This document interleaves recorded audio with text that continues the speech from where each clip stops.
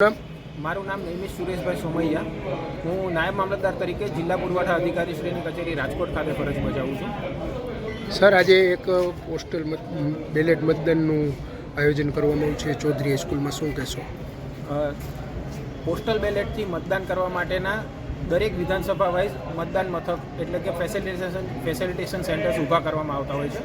સરકારી કર્મચારીઓ કે જે પોતે ચૂંટણી ફરજ પર રોકાયેલા હોય એ મતદાનના દિવસે મતદાન મથક પર જઈને પોતે મતદાન કરી શકતા નથી, પોતાના મતાધિકારનો ઉપયોગ કરી શકતા નથી. એટલા માટે ચૂંટણી પંચ દ્વારા અલગથી પોસ્ટલ બેલેટથી સરકારી કર્મચારીઓના એટલે કે જે ચૂંટણી ફરજ પર રોકાયેલા હોય એવા કર્મચારીઓના મતદાન માટેની ખાસ સુવિધા ઊભી કરવામાં આવેલી હોય છે.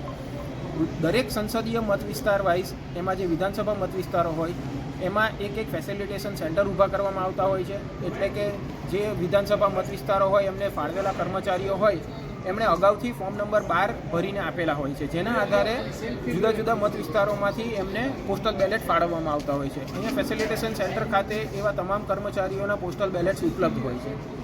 આ પોસ્ટલ બેલેટ્સ જ્યારે કર્મચારી પોતાનો એક માન્ય પુરાવો લઈને આવે કે ભાઈ અને બતાવે અહીંયા, ત્યારે એનું નામ આધારે એમને પોસ્ટલ બેલેટ ફાળવવામાં આવતું હોય છે. એ પોસ્ટલ બેલેટથી જે સરકારી કર્મચારી છે તે પોતાના મતાધિકારનો ઉપયોગ કરી શકે છે અને આ રીતે મતદાનમાં સહયોગી થઈ શકે છે. મેં પોતે આણંદ 16 સંસદીય મત વિસ્તારનો મતદાર તરીકે આજે મારા મતાધિકારનો ઉપયોગ કર્યો છે.